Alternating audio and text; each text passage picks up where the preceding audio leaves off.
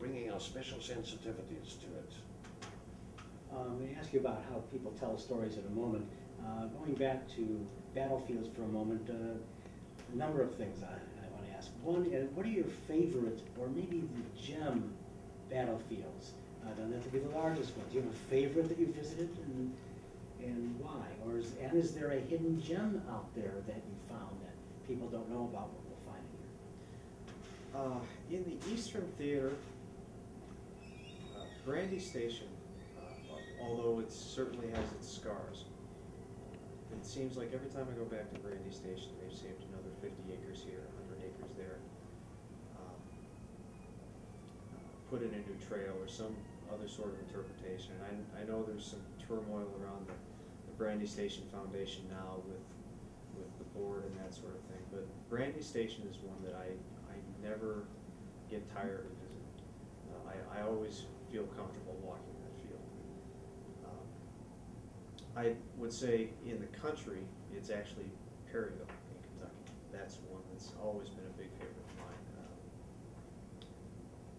Probably, as far as a battlefield experience, you really can't do much better. It can be a little tough. If you know, a lot of us are used to, for the larger parks, taking the auto tour and doing it that way. So it may not be the best for everybody because you are pretty much on foot the whole time.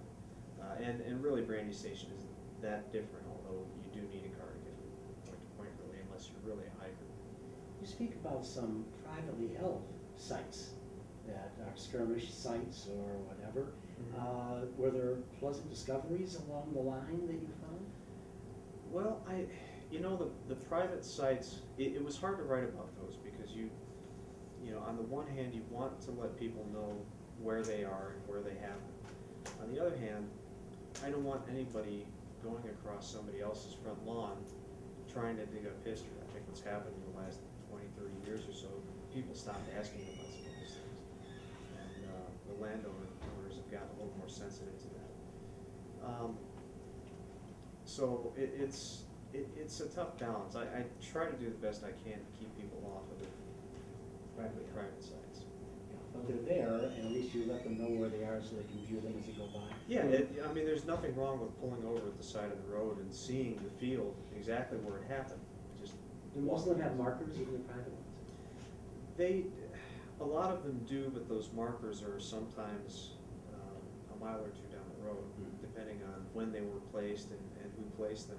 You know, I think we're all used to seeing these historic highway markers in just about every state, big iron plaques that have lasted through the years, and a lot of times those, you know, they were placed on, you know, 75 years ago, and they're a good mile or two away from. And they're very often inaccurate. Yes. Yeah. They are. I've seen some terrible inaccuracies in the Washington area, and I pointed them out to the Chief of Staff to the House Armed Services Committee. I tried to get it changed. At the Battle of Bladensburg, they made innumerable errors in the plaques, and they won't change it. So people are being duped all the time. Yeah, misled. I don't think we're trying to be duped, but Well, certainly yeah, misled. That's better, yes. I'm going to show you 2 more artifacts, because we can do this here at the Abraham Lincoln Bookshop, at least one artifact. Here is an actual photograph. We took this photo off this glass plate, the original glass plate, used on the Montauk to take the photographs of the conspirators. And this is Powell. And here is the photo that we have of him that we can sell here off this because it's so good. And we were talking about the new movie, Robert Redford's The Conspirators, which you've seen. And here's where inaccuracies can come in. It was an interesting film. It was a Hollywood film, and it might be the only film that many people ever read about this particular aspect of American history. So Powell, he wasn't seen accurately, although he was not the focus of this either. What happens when we have films like this, and how did you think about this film in brief? I was enraged. I opened up like this.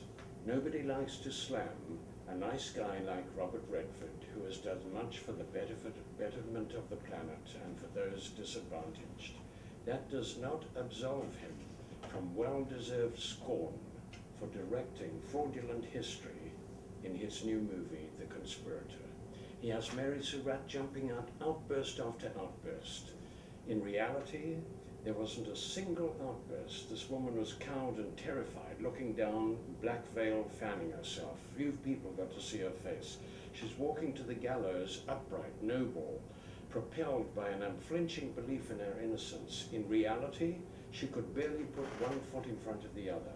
They had to carry her, help her up the steps to the gallows. She almost fell off the chair near the noose. This is a broken, shattered woman. Lewis Payne, they had him miscast as an average height person, not good looking. He hadn't shaved and he was petrified. In reality, he was a tall, very handsome, good-looking brute who was cheerfully dismissive of the macabre finale as he walked up to the gallows. He was smiling. He was returning in the trial, the 7-week trial, stare for stare with all the women who came to see the brush with infamy. This man who wasn't shaking at all. He didn't react to this. Most of us would be petrified. And Colonel Byrd, who was there under Hartranft, he wrote later on that he walked up to the gallows like a king ready to be anointed. Yes, and Jack Tar, they said he had a straw hat and looking like a sailor. And I think that Robert Redford has launched a film based on fantasy, if not hallucination. It bears no reality to historical fact, and I think this is very absurd. So let's go back to 1977 with Schick Sun classic film, The Conspirators, and that was just terrible. Of course, Doster, talking about Payne, his lawyer in court talked about Payne being courageous, that he had acted following the convictions of his youth. And like Bill Maher, who lost his TV show over saying that the 9/11 pilots were courageous for doing what they did, that's what Doster was saying about Powell. Yes. Well, that's being a good lawyer. He had to embellish and exaggerate and give the other side, but it had no effect on the military judges, none at all.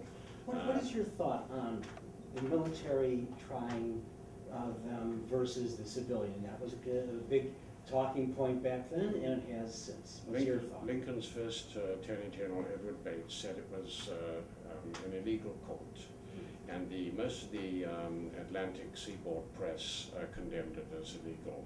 It bears a lot of relevance to what's going on today. The U.S. News and World Report asked me to write an online essay comparing the assassination to anything. I compared it to 9/11.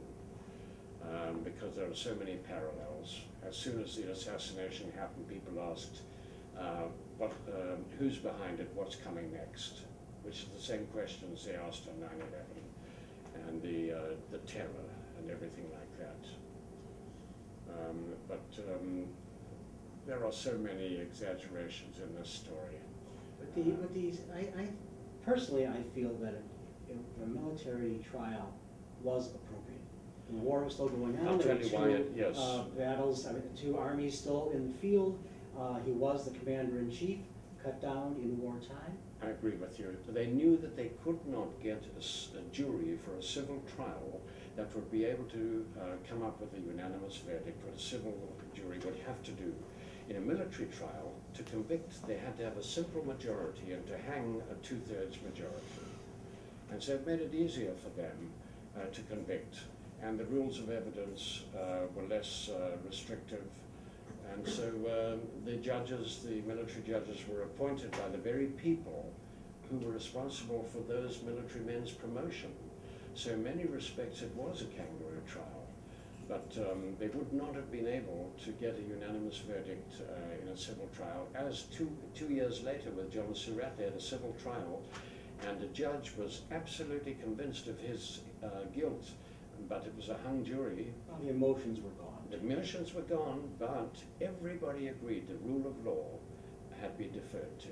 Do you think John Surratt could have saved his mom if he had returned to Washington? That's speculation. Yes, I it is. steer I clear was of that. asking you that. I Mhm. steer clear of speculation.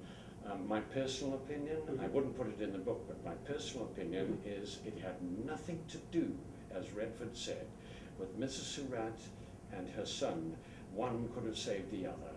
I don't think that there was no mention of this in any surviving document. Just like there was no mention in any surviving document of Mrs. Surratt jumping up and down, or the 7 conspirators who thumped and bellowed in their righteous indignation that they were innocent. It didn't happen. They had her in her cell with a ball and chain. She didn't have a ball and chain, she had a rocking chair. And they didn't have Lou Wallace doing sketches of each of them right at the table That's when right, they I were have them being in my tried. book, you know. And I love that. I'm going to show a print, Keith Rocco print, on the first battle of Manassas. I'm saying that. Now listen, was there, first of all, Michael, a bias, in a southern bias, if you went down south, because you say Manassas to Gettysburg?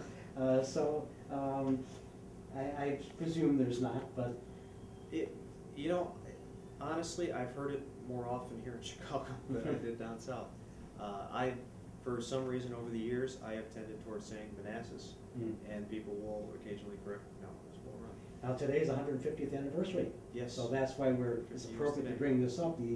The Civil War Trust has just announced a campaign to acquire 44 more acres. Yeah. What do you have to say about the battlefield? What's the overall condition? Is there anything new there that we should be seeing? Well, first Manassas has not changed that much, but the pieces that they've captured from the second Manassas have really been significant. And I would say also that opening up the second visitor center at the Bronner Farm, strictly to focus on the second battle of Manassas, was really key. I found it rather upsetting the first couple times that I went to Manassas that certainly the first battle of Manassas was significant, but as far as the devastation and the effects of the battle, the second battle was just a complete order of magnitude higher. And I had been a little disappointed, so I'm glad that they changed that piece of it.